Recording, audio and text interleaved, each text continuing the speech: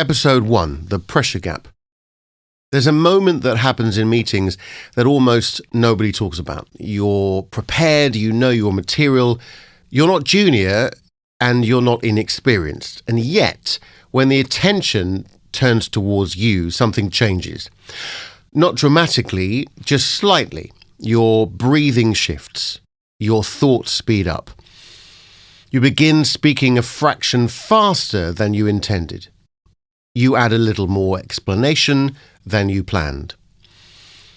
And when you finish, the room doesn't quite respond in the way you expected. Not negatively, just neutrally. And I see this constantly. Capable people, senior people, thoughtful people.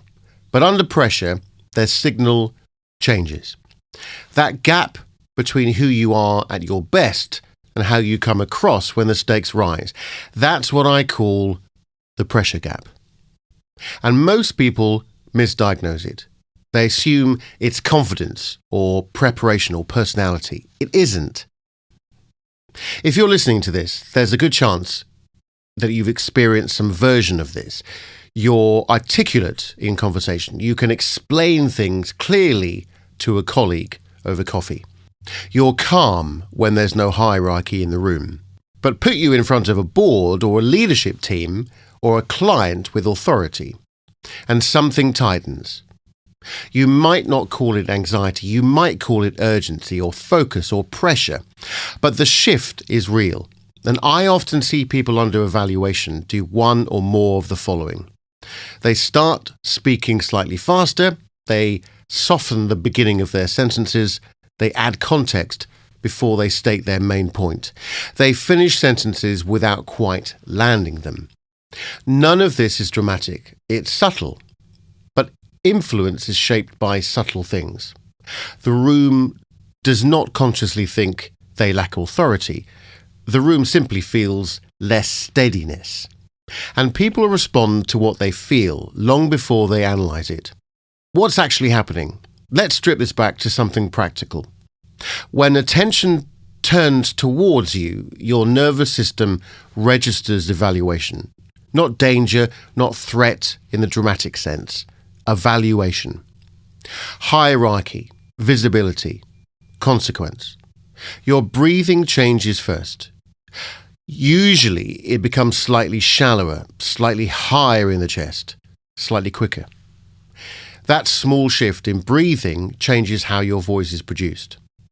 Balanced, steady speech requires steady airflow. When airflow becomes less steady, the voice tightens slightly. Not enough for you to notice consciously, but enough to reduce depth, reduce resonance, reduce perceived control. Now layer cognition on top of that. You're thinking, I need to get this right. This matters. Don't lose the room. And that increases urgency. And urgency increases pace. Pace reduces perceived authority. All of this can happen within seconds. And here's the important part. You didn't decide to tighten. You didn't choose to rush. You didn't plan to over-explain. It's automatic. And because it's automatic, most people blame themselves. They assume, I just need to be more confident. But confidence is not the starting point. Let me say something that may feel slightly uncomfortable. Confidence is not the starting point. Confidence is the byproduct of steadiness under pressure.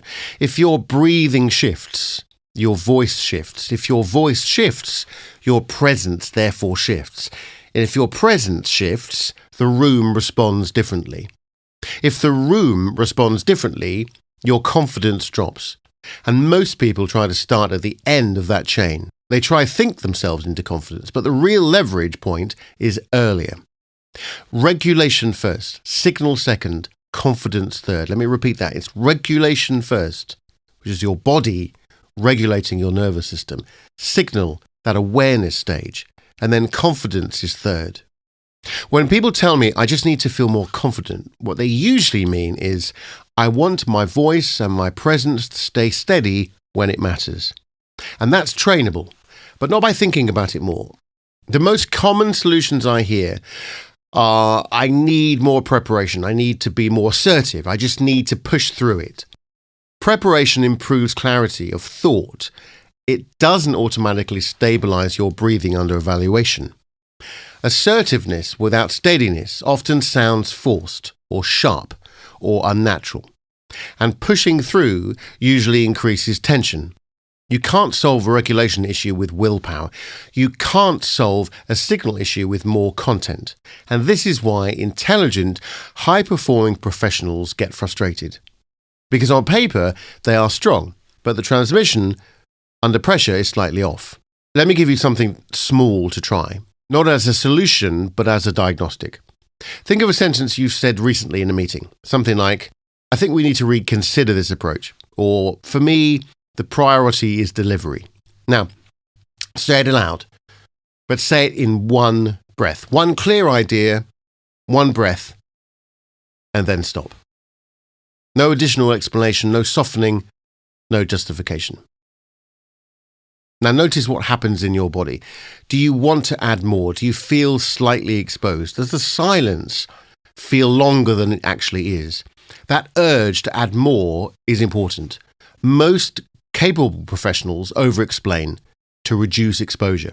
They add context, they soften edges, they extend sentences. Not because they lack intelligence, because stopping cleanly under scrutiny feels vulnerable. Compression, when done calmly, signals clarity. But compression requires steadiness, and steadiness requires regulation. This is why the influence is not about speaking more, it's about transmitting cleanly. Across this series, we're going to examine this properly. Not with tips, not with surface tricks. We're going to look at how your voice changes under pressure, why you're fine one-to-one but different in groups, what presence actually means, and why understanding the pattern does not automatically fix it. Because here's the reality. Recognition is not resolution. You can understand everything I've just described, you can see yourself in it clearly, and still find that in the next high-stake moment, your old pattern returns. Not because you're weak, because patterns under evaluation require deliberate recalibration. And that recalibration is individual.